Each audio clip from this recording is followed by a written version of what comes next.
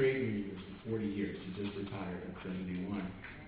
And so I first heard about SNCC through my mom, who introduced me to Stokely Carmichael through a picture of Carmichael during the Meredith March in 1966. And he was wearing a hat that said 1199 on it. And that was my mom's union. And I was on my first picket line at 8 years old in New York City, on strike with my mom and my older brother. So I'm coming to this in a very specific way.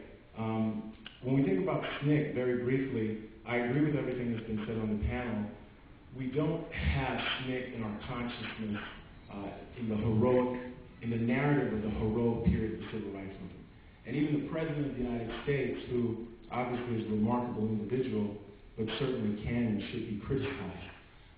In his book, Dreams from My Father, he recounts listening to Kwame Ture of Stokely Carmichael in the early 1980s at Columbia University. And he really looks at Carmichael as somebody who's anachronistic, a sort of unreconstructed radical who doesn't understand, in Obama's words, that the movement had fragmented into a million pieces in the 1960s. So Obama has a very sort of romantic, sepia-toned vision of the civil rights era being led by Dr. King and Selma, and we've got the new biography, The Bridge. And these things are important, but they really miss a larger point of the way in which grassroots activists, specifically SNCC, and Reverend Lawson talked about how SNCC is coming out of a movement.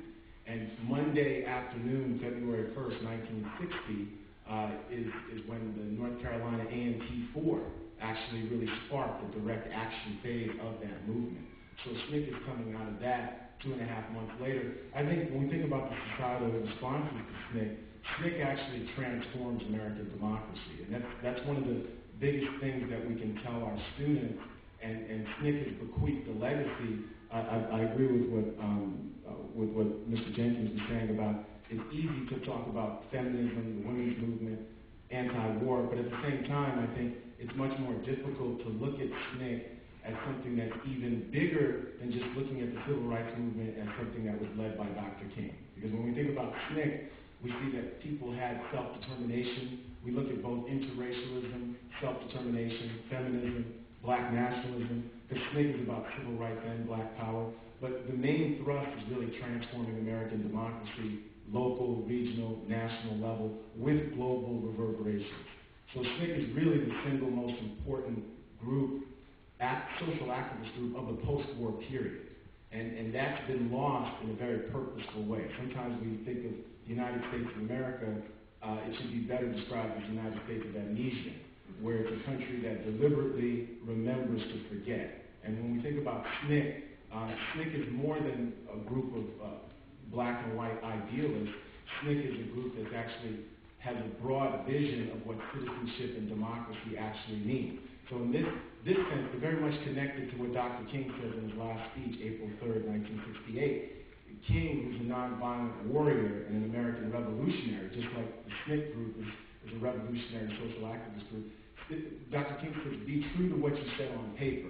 So what SNCC does in one of the most robust, forceful, and principled ways in American history is really advocate that the words of the Founding Fathers will actually come true. So instead of taking the gulf between democratic rhetoric and reality as a given, SNCC actually argues that the rights of black sharecroppers in Lowndes County, Alabama, and the Mississippi Delta are equal to those of people who are living in the White House. And that's extraordinary, and that's remarkable. So they believe in Kennedy's words more than Kennedy, to an extent, right? When Kennedy talks about a new frontier and ask not what your country can do for you in January 20th, 1961, SNCC has already been around for a year and a half at that point and inspires the Freedom Riders. They're going to inspire a really small R American revolution. And when we don't think about SNCC in terms of American democracy, we set them aside. We put them as a fringe group, and we make civil rights just about black people, right? And it's easy to marginalize something that's just about black people. Civil rights was a universal movement for social and political justice, and SNCC is at the forefront of that. So way before the Rainbow Coalition, we had SNCC. We had a group of blacks and whites and everybody in between who were arguing for radical democracy. And I think I'll close by saying on this 50th anniversary, and we're seeing the 50th anniversary of both the A&T 4, of the founding of SNCC, it's more imperative now than ever to acknowledge what SNCC has meant to all of us, and including the President of the United States. But SNCC is also a combative group. What the President and the country do to civil rights is turn it into a bedtime story with a beginning, middle, and end. And everyone knows that a children's bedtime story demands a happy ending. So Obama says, look, with my election, we got the happy ending. That's not good enough, people. That's not good enough. So SNCC would be both supportive of Obama, but some of Obama's biggest critics. And when you're a critic, it doesn't mean that you hate Obama, or like the young people say, you're player hating. Why are you hating on Obama? It means that you're after something that's much bigger than what Obama represents. So Obama is he's not the culmination of anything. He's only a chapter in a much larger story that still has to be written.